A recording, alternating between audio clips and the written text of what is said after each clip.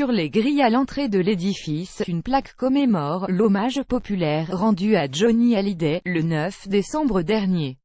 Amaury Giraud, Figaro. Reportage fleurs, messages d'admiration, livres d'or et recueillements. Depuis les obsèques de l'icône du rock'n'roll, le 9 décembre dernier, l'église est devenue le point de ralliement des admirateurs du chanteur.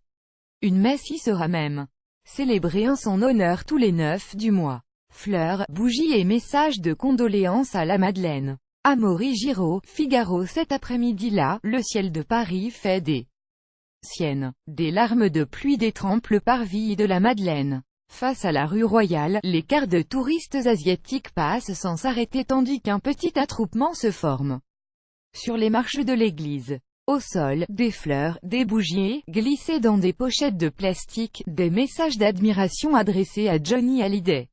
Au monument humain de la culture française, nous t'aimons et t'aimerons toujours, etc. Des phrases chargées d'une émotion brute, sincère. Dès le porche, le silence se fait et l'on se prépare au recueillement. Ceux qui sont venus ici en pèlerinage n'ont pas pu être présents le 9 décembre dernier lors de l'hommage populaire rendu à la rockstar.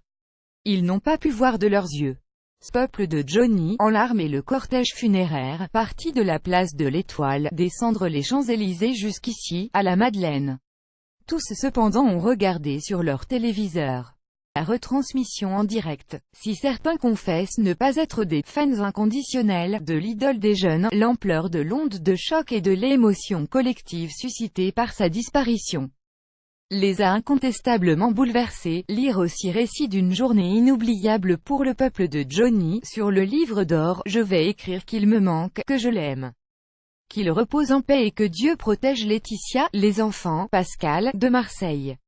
La table haute sur laquelle le livre d'or est installé. Amaury Giraud, Figaro. Juste en amont des premiers bancs de la nef, une table haute a été installée.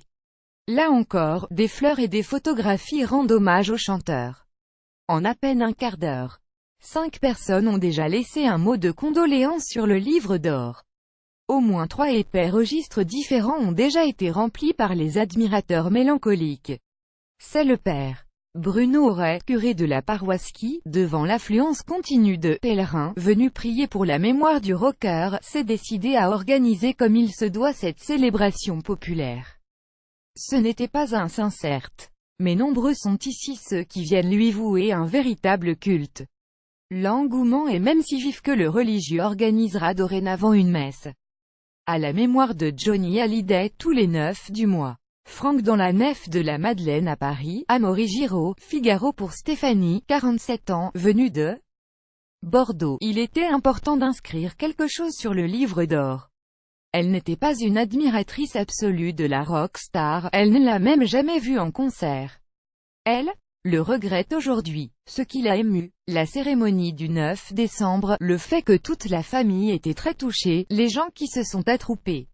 J'ai trouvé ça très poignant, très beau. Franck, la quarantaine lui aussi, en provenance de la Drôme, est venu à la Madeleine avec sa belle-sœur. Il l'avoue, il est plutôt fan de Michel Sardou. Mais il a lui aussi voulu laisser son témoignage d'admiration sur le registre. C'était un homme authentique et qui avait du cœur. Du plus jeune au plus ancien, tout le monde connaît une chanson de Johnny.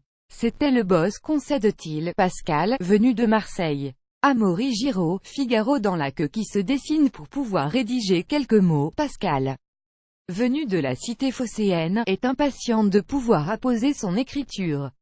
Fan de Johnny, elle l'est devant l'Éternel, je l'ai vu plusieurs fois et j'ai eu beaucoup de peine quand il est décédé, le 9 décembre, elle était comme beaucoup de Français devant sa télévision pour suivre l'hommage populaire.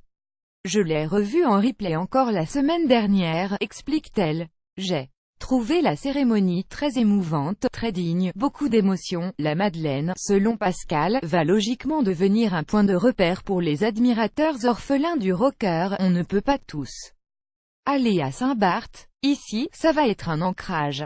Sur le livre d'or, je vais écrire qu'il me manque, que je l'aime, qu'il repose en paix et que Dieu protège Laetitia, les enfants. Il n'est pas dit qu'un jour je n'aille pas à Saint-Barth moi aussi. Ça vaut le coup. Pierre, un fan de la première heure. Pierre est le Fameux pendentif. Amaury Giraud, Figaro. Pour le couplagénaire que forment Pierre et Jacqueline, le sanctuaire parisien revêt dorénavant une dimension particulière. Cela fait depuis au moins 50 ans et même plus que je suis fan, reconnaît Pierre, qui parle bas pour ne pas déranger l'assemblée recueillie. Je ne suis pas venu spécialement à Paris pour ça, mais je me suis dirigé en priorité sur l'église de la Madeleine. Pendant 3 jours, au mois de décembre, il a suivi en direct l'ensemble des événements organisés pour célébrer la mémoire du chanteur. C'était incroyable. Je m'y attendais, mais c'était très dur. D'ailleurs, il n'est pas dit qu'un jour je n'aille pas à Saint-Barth moi aussi.